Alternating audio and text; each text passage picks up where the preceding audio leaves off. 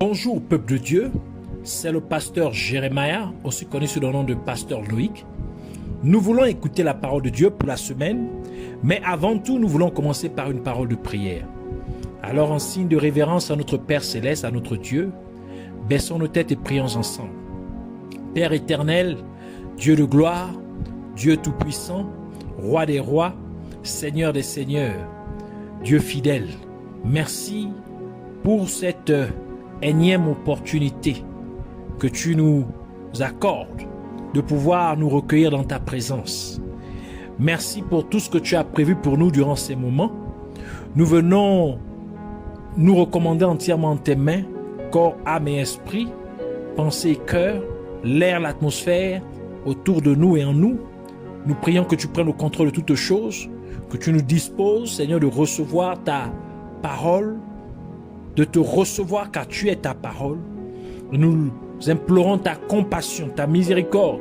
Chacun de nous, que tu puisses nous pardonner pour tout ce que nous avons fait, dit et pensé qui ne t'a pas honoré et glorifié. Que tu nous purifies et tu nous sanctifies par l'autre purification de ton sang. Oui, le sang qui a coulé à la croix de Golgotha. Que tu purges notre conscience de teuf morte et teuf inutile afin que nous venions à te servir comme il se doit. Nous levons contre tout ce qui s'oppose à la révélation et la connaissance de ta parole, de ta vérité, car ta parole est la vérité.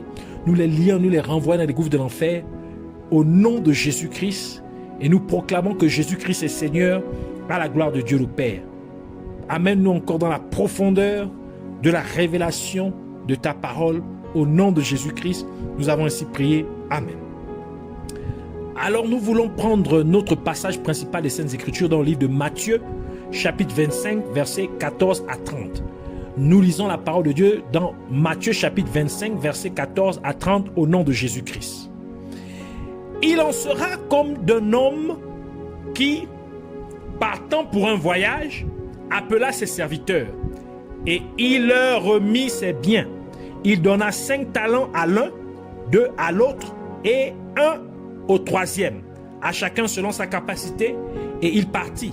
Aussitôt, celui qui avait reçu les 5 talents s'en alla et les fit valoir, et il gagna 5 autres talents. De même, celui qui avait reçu les 2 talents en gagna 2 autres. Celui qui en avait reçu qu'un alla faire un creux dans la terre et cacha l'argent de son maître. Longtemps après, le maître de ses serviteurs revint et leur fit rendre compte. Celui qui avait reçu les 5 talents s'approcha en apportant 5 autres talents et il dit: Seigneur, tu m'as remis 5 talents, voici j'en ai gagné 5 autres.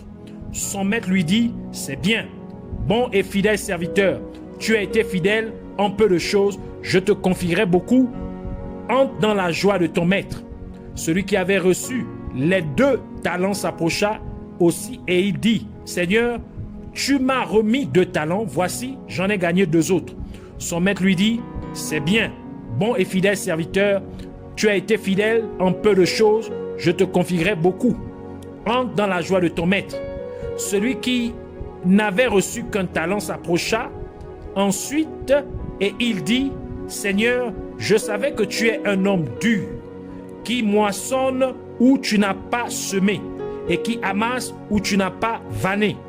J'ai eu peur et je suis allé cacher ton talent dans la terre. Voici, prends ce qui est à toi. Son maître lui répondit: serviteur méchant et paresseux, tu savais que je moissonne où je n'ai pas semé et que j'amasse où je n'ai pas vanné. Il te fallait donc remettre mon argent au banquier et à mon retour, j'aurais retiré ce qui est à moi avec un intérêt. Ôtez-lui donc le talent et donne-le à celui qui a les 10 talents, car on donnera à celui qui a et il sera dans l'abondance. Mais à celui qui n'a pas, on ôtera même ce qu'il a. Et le serviteur inutile, jetez-le dans les ténèbres du dehors, où il y aura des pleurs et des grincements de dents. Que le Seigneur bénisse sa parole, qu'elle vienne pleine de révélation, de grâce, de vie et de bénédiction au nom de Jésus-Christ. Alors, pour cette semaine, le Seigneur voudrait nous parler du serviteur inutile ou un non profitable, du serviteur inutile. le titre de l'enseignement de cette semaine est le serviteur inutile. Parmi les personnes qui manqueront à l'enlèvement se trouvera le serviteur inutile. Et notre passage principal des Saintes Écritures nous dit que le serviteur inutile est celui qui cacha dans la terre le talent que son maître lui avait confié. Le sol ou la terre représente le monde. Donc le serviteur inutile est le serviteur que Dieu a doté d'une capacité naturelle ou d'un don spirituel. Et pourtant ce serviteur laisse le monde étouffer ou entraver son talent naturel ou son don spirituel. De tels serviteurs laissent le monde engloutir ou étouffer leur talent ou leur don. Par conséquent, de telles personnes manqueraient à l'enlèvement. Et Jésus-Christ a dit dans Apocalypse chapitre 22, verset 1 et verset 12, il dit « Voici, je viens bientôt, et ma rétribution est avec moi, pour rendre à chacun selon ce qu'est son œuvre. » Le serviteur qui cacha son talent dans la terre est quelqu'un qui a perdu sa particularité. Il a perdu son unicité. Il a perdu le talent ou le don qui lui avait été confié. Et Jésus-Christ, qui est le dispensateur des talents et de dons, viendra faire l'inventaire de tout ce qu'il a confié à tout un chacun. Donc chacun devra rendre compte de tout talent ou don qu'il a reçu de Dieu. Il est donc très dangereux d'avoir un talent ou un don et de laisser le monde triompher de votre talent ou don. Il est périlleux de se voir confier un talent ou un certain don et pourtant vous laissez le monde étouffer votre talent ou votre don. L'homme qui a donné des talents à ses serviteurs et a ensuite voyagé dans un pays lointain, comme mentionné dans notre passage principal des Saintes Écritures, représente Jésus-Christ. Car la parole de Dieu dit dans Éphésiens chapitre 4 versets 7 à 8, « Mais à chacun de nous, la grâce a été donnée selon la mesure du don de Christ. C'est pourquoi il est dit, étant monté en haut, donc Jésus-Christ est monté, il a emmené des captifs et il a fait des dons aux hommes. » Donc en montant au ciel, il a fait des dons aux hommes. Et les serviteurs qui reçurent les talents sont des personnes à qui Dieu a donné des responsabilités dans le corps du Christ. Et nous voyons que lorsque le maître vint, il demanda qu'on enlève le talent, on retire le talent à celui qui cacha son talent dans la terre. Par conséquent, nous devons comprendre ce qui a causé le retrait du talent d'un tel serviteur. Et nous pouvons énoncer 6 raisons qui feraient perdre à quelqu'un son talent ou son don. La première raison est l'absence du maître. L'absence du maître. Le maître a donné les talents et puis il a voyagé. Cela signifie que Jésus-Christ, par son Saint-Esprit, a déversé des dons spirituels sur certaines personnes sur la terre. Et il est monté au ciel. Cela implique que Jésus-Christ ne surveille pas les personnes à qui il a donné ses dons. Car Jésus-Christ ne viendrait qu'à la fin pour faire l'inventaire de ce que chacun aurait fait avec le talent ou le don qu'il a reçu. Par conséquent, Jésus-Christ fait confiance à la personne à qui il a donné son talent ou son don pour que celle-ci en fasse bon usage. Il est donc très important que chaque personne n'abuse pas de la confiance de Dieu. Vous ne devrez pas supposer que parce que Dieu vous confie son talent ou son don, vous devrez en faire ce que vous voulez. Vous devez comprendre qu'il est de votre devoir de compter entièrement sur Dieu pour faire bon usage du talent, du don qu'il vous a confié. Le fait que personne ne fasse pression sur vous pour que vous utilisiez efficacement le don que Dieu vous a donné ne doit pas vous faire penser que vous pouvez faire tout ce que vous voulez avec le talent ou le don que Dieu vous a donné. Beaucoup de gens, pour des disputes futiles ou des malentendus qu'ils auraient pu avoir avec leur pasteur, ou avec d'autres membres de l'Église, décideraient d'arrêter de servir Dieu, rendant ainsi leur talent ou don inactif, les gens doivent savoir qu'ils devront rendre compte de ce que Dieu leur a confié. Et c'est pourquoi Jésus-Christ a dit ce qui suit dans Matthieu chapitre 24, versets 45 à 46.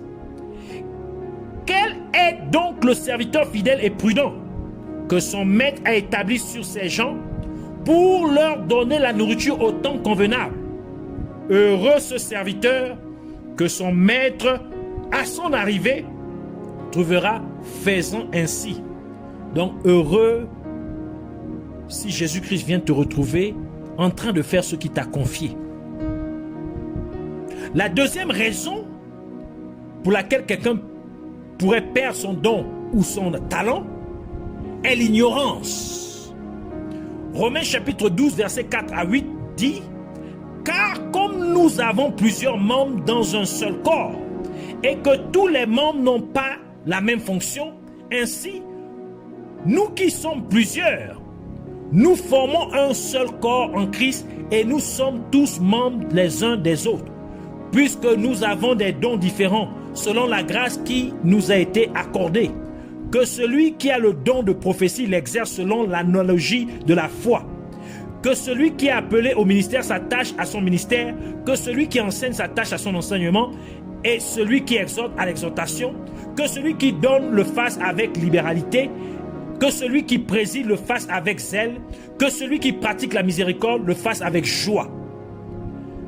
Chaque croyant devrait donc savoir et comprendre qu'il est membre du corps du Christ. Et comme il y a divers membres dans un seul corps, les croyants le sont aussi.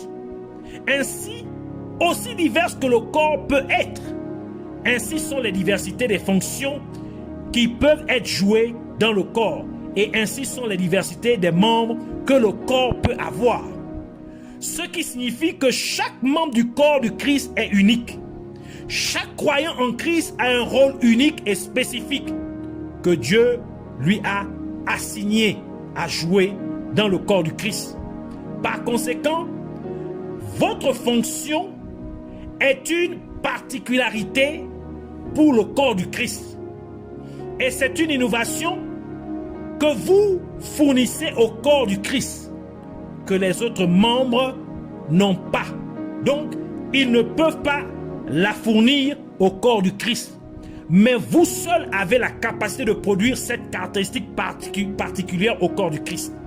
Ainsi, en tant que croyant en Christ, vous êtes une particularité pour l'avancement du corps du Christ. Vous êtes une innovation pour l'avancement de votre église locale.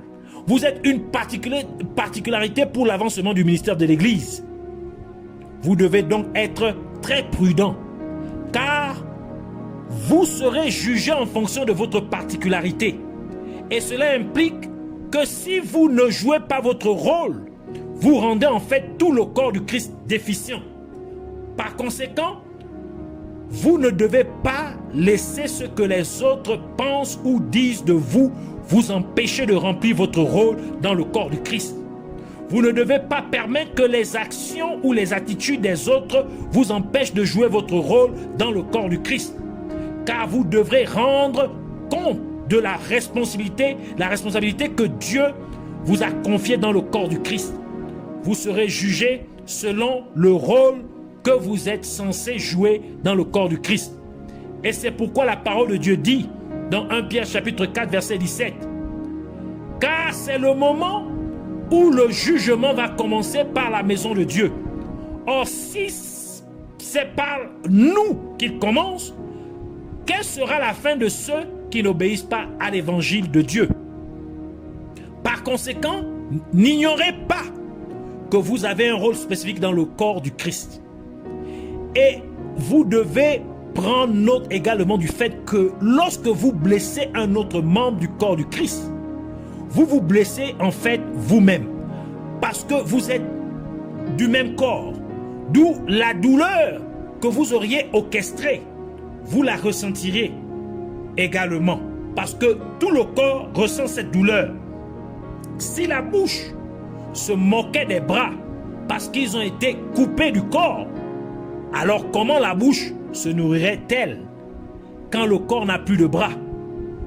Par conséquent, vous devez toujours garder à l'esprit cette vérité essentielle avant d'agir ou de dire quelque chose à un autre croyant, afin que vous fassiez très attention de ne pas blesser ce croyant, car ce faisant, vous le feriez en fait à vous-même. Et c'est la raison pour laquelle Jésus-Christ a commandé ce qui suit, en disant dans Matthieu chapitre 22, verset 39, la deuxième partie du verset qui dit « Tu aimeras ton prochain comme toi-même ».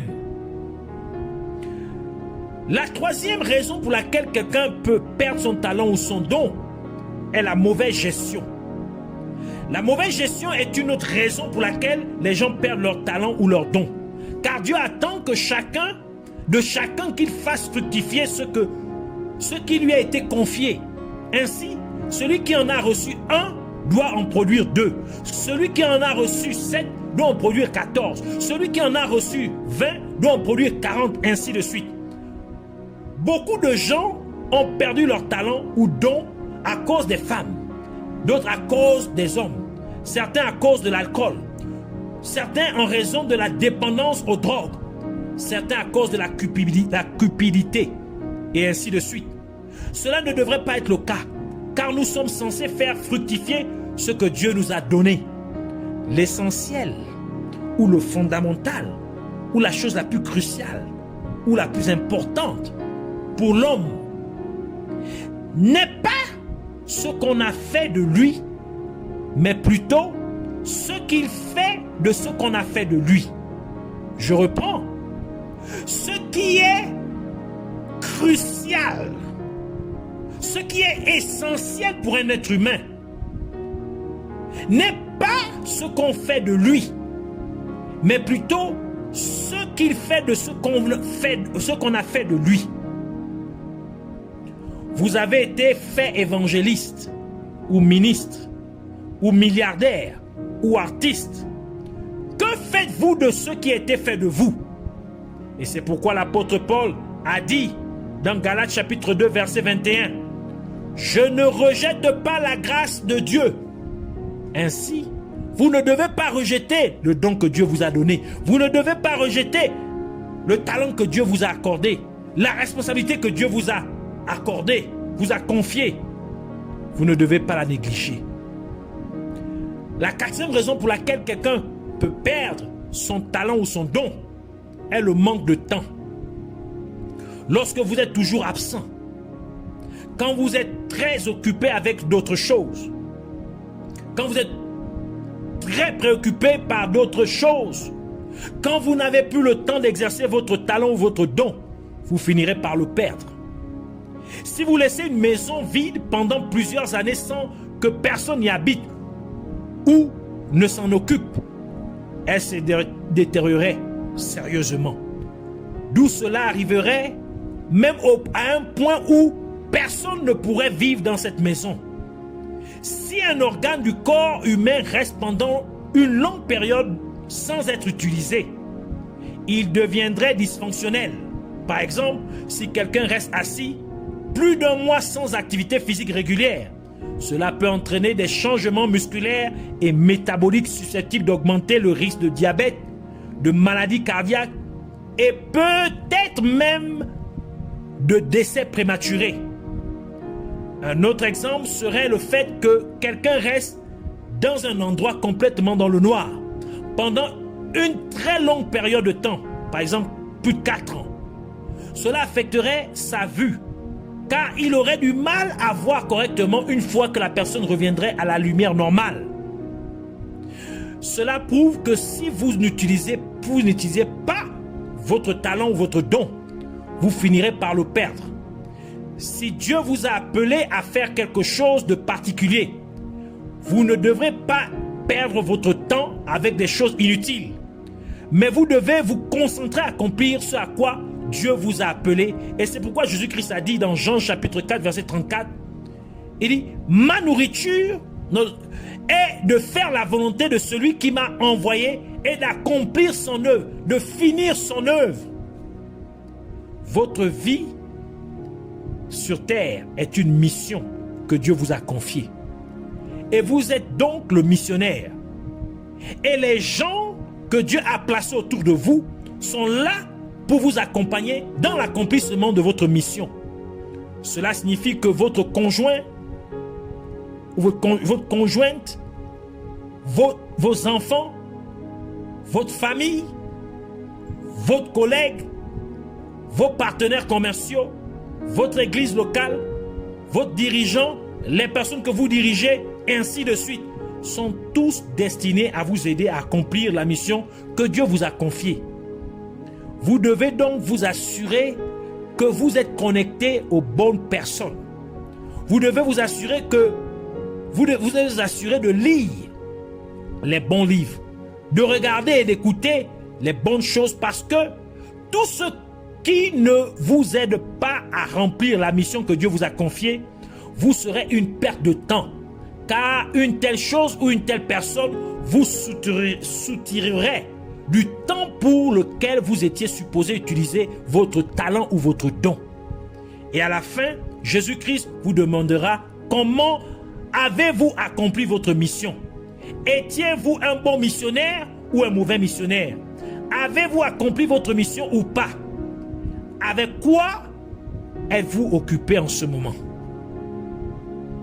Est-ce ce que Dieu vous a appelé à faire ou pas? Ou vous êtes occupé à coucher avec les membres de l'église? Ou en tant que membre de l'église, vous êtes occupé à avoir une liaison avec votre pasteur? Ou vous êtes occupé à faire la fête ou à boire de l'alcool?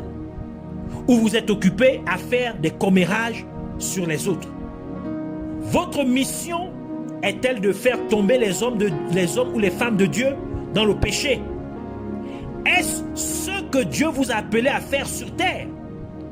Ou êtes-vous occupé avec de mauvaises choses?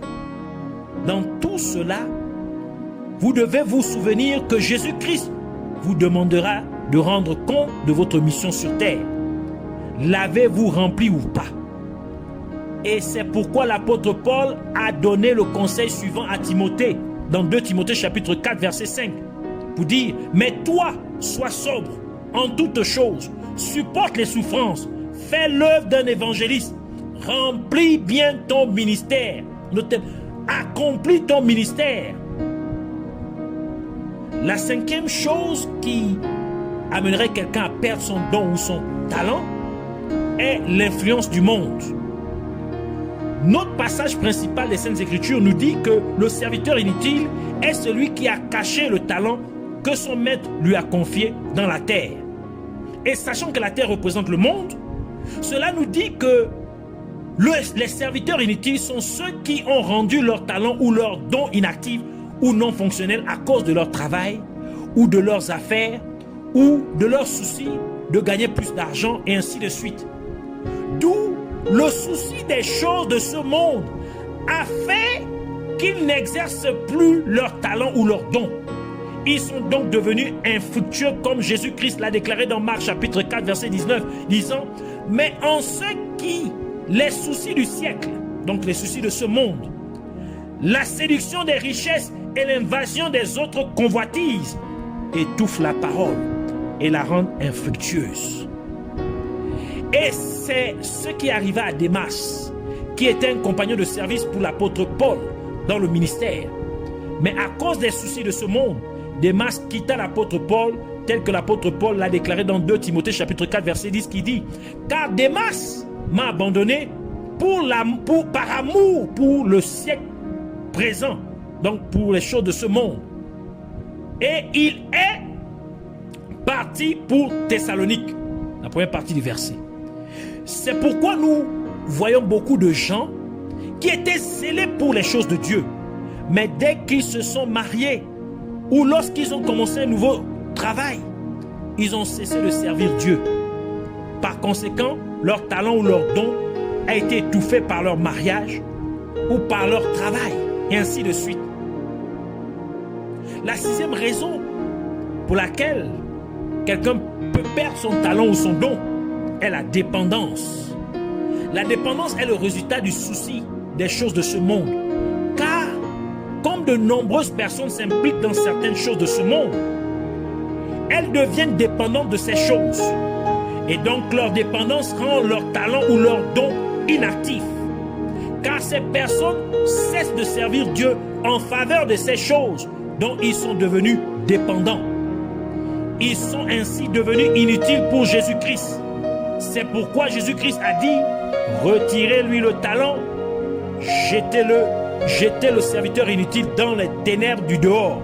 Là, il y aura des pleurs et des grincements de dents.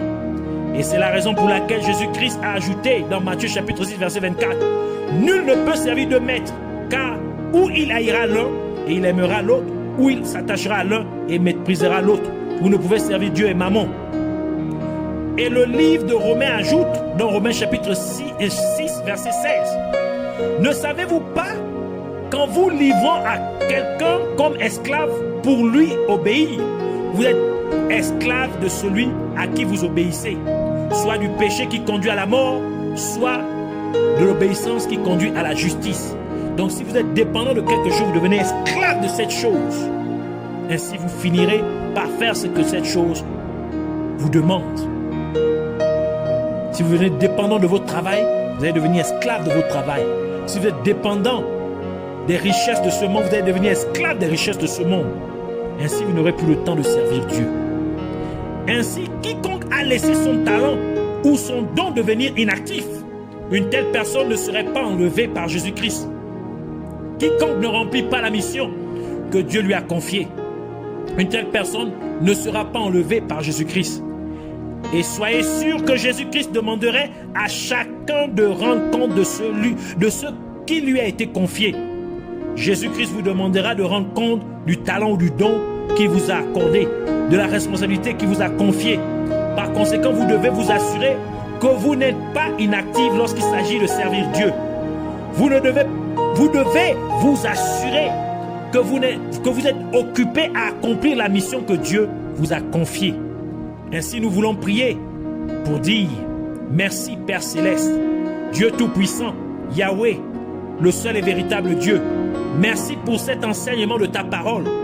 Je te prie, Abba Père, afin que tu m'aides à ne pas être pour toi un serviteur inutile au nom de Jésus-Christ.